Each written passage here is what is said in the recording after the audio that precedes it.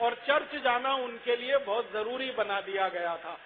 हमारे देश में एक अंग्रेज अधिकारी हुआ करता था, उसका नाम था वेलेजली।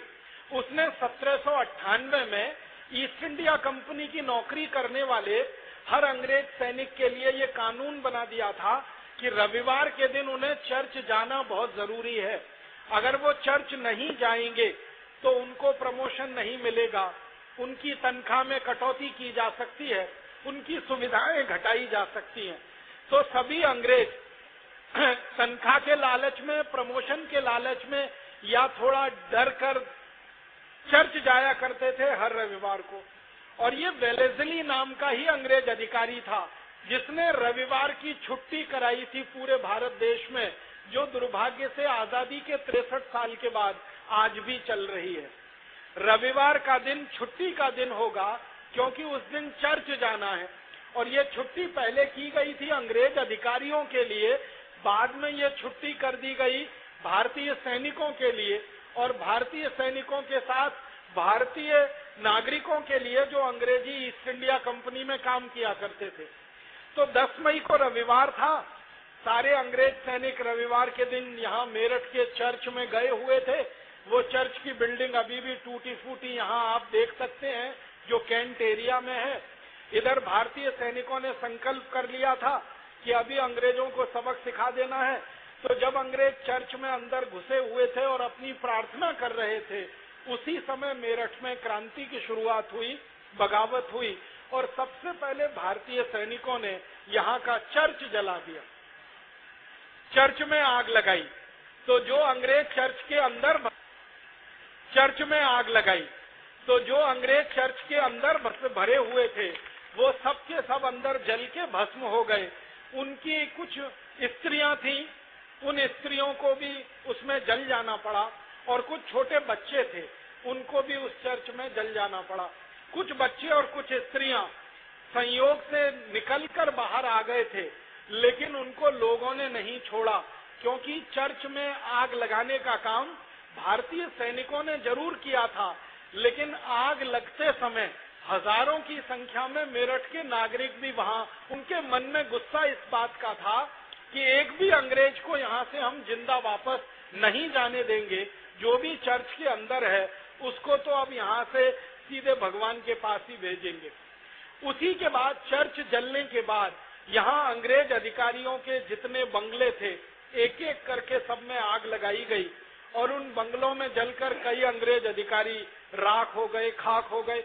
उसके बाद भारतीय सैनिकों ने मेरठ नगर के नागरिकों के साथ मिलकर पूरे शहर में एक एक मोहल्ले में ये ढूंढना शुरू किया कि कहाँ अंग्रेज छुपे हुए हैं, क्योंकि उनको ये जानकारी मिली कि काफी अंग्रेज अपने घरों से भागकर किसी दूसरे के घर में छुप गए हैं, गलियों में चले गए हैं, और भारतीय सैनिक उनको ढूंढते रहे।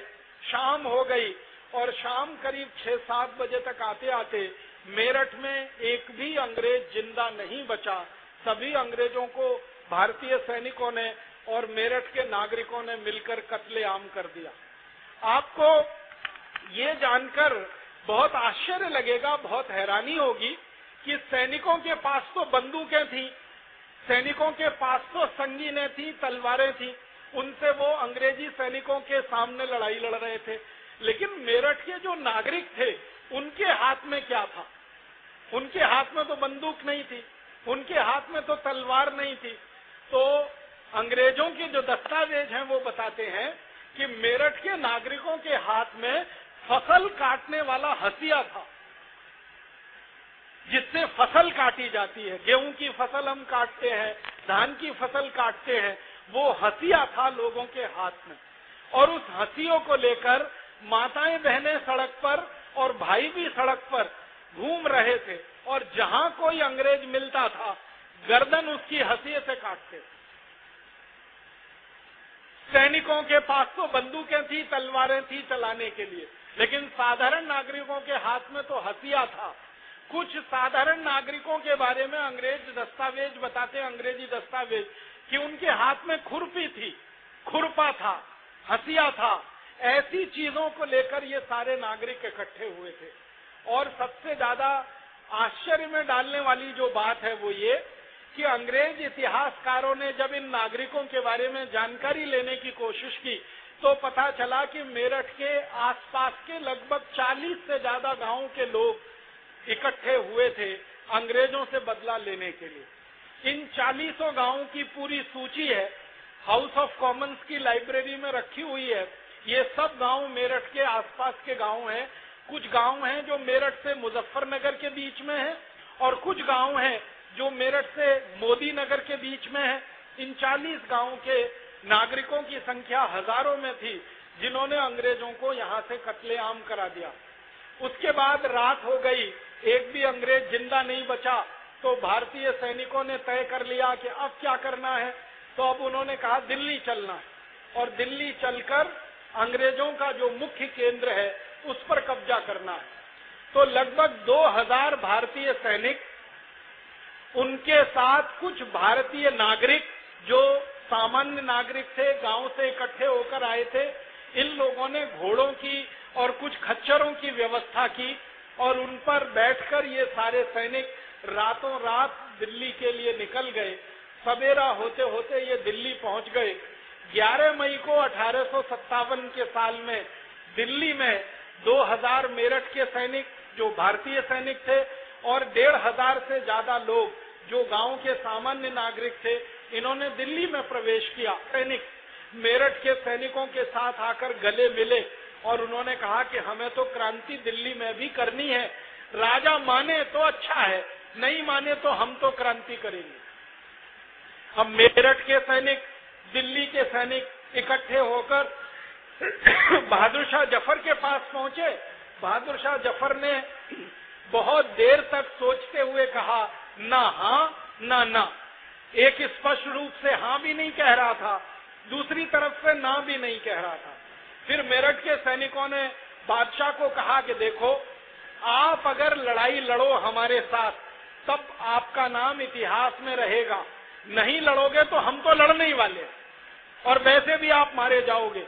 अंग्रेज आपको हमारा जासूस कहेंगे और जिंदा नहीं रहने देंगे और हम आपको अब बिना लड़ाई लड़े छोड़ेंगे नहीं।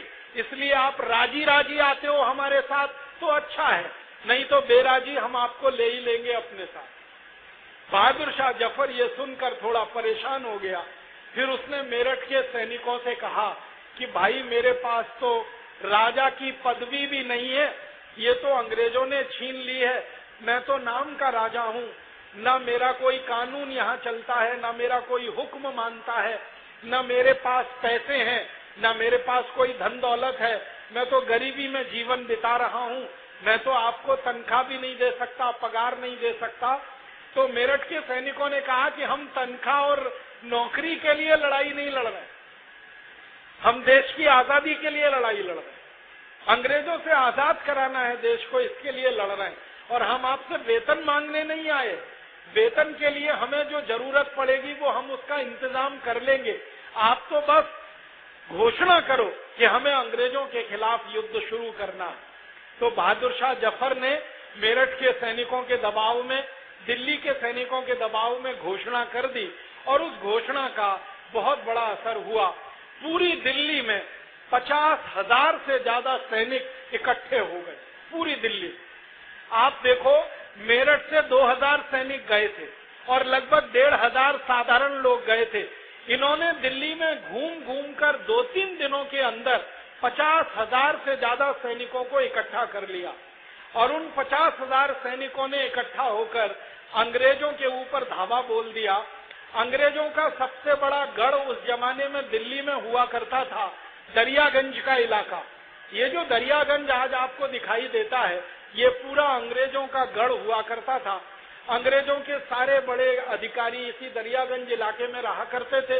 अंग्रेजों के जितने बड़े ऑफिसेस थे, कार्यालय थे, वो दरियागंज इलाके में चला करते थे। अंग्रेजों का एक बड़ा चर्च दरियागंज में था, वो आज भी है। एक हॉस्पिटल हुआ करता था, वो आज भी है।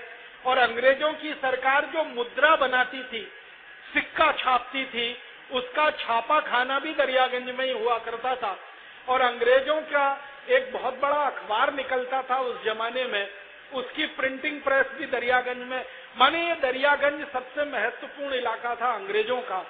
तो इन मेरठ के सैनिकों ने और दिल्ली के सैनिकों ने मिलकर दरियागंज पर ही धावा बोला। और आपको ये जानकर बड़ी हैरानी होगी कि एक दिन पूरा और आधा दिन अगले दिन, माने 1.5 दिन के अंदर मेरठ के सैनिकों ने और दिल्ली के सैनिकों ने मिलकर 11,000 से ज्यादा अंग्रेजों को खत्म कर दिया। दिल्ली में 1.5 दिन के अंदर 11,000 अंग्रेज सैनिक मारे गए। और जब इतने बड़े पैमाने पर अंग्रेजों का कत्लेआम दिल्ली में हुआ तो फिर पूरे भारत में इसकी एक लहर शुरू हो गई। दिल्ली की खबर जहां जहां तक पहुंची वहां वहां तक अंग्रेजों का कत्लेआम शुरू हो गया। दिल्ली से खबर निकली 1.5 दिन में दिल्ली आजाद हो गई अंग्रेजों की गुलामी से। आप कल्पना कर सकते हैं, अंग्रेजों की सत्ता का सबसे बड़ा केंद्र एक दिन पूरा और आधा दिन, माने 36 घंटे में पूरा दिल्ली आजाद था अंग्रेजों की गुलामी से। यूनियन जैक दिल्ली में जहां जहां था सब जलाकर क्रांतिकारियों ने फेंक दिया था और हर जगह भारत का झंडा दिल्ली में लहरा गया।